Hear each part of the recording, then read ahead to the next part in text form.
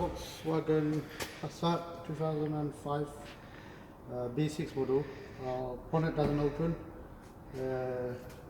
Handle is not doing anything.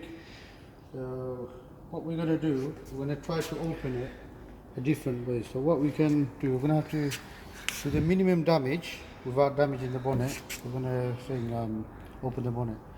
So what we can do, this is normally hard, stuck on. So what we'll have to do, we might have to break it off if it doesn't come off.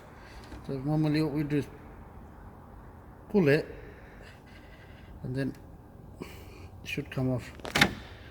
Okay, that's off. So,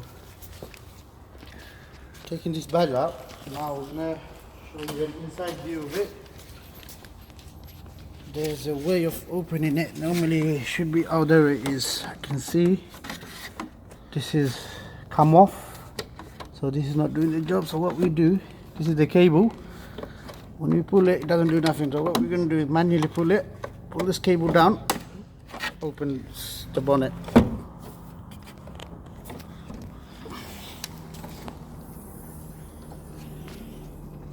The bonnet is open.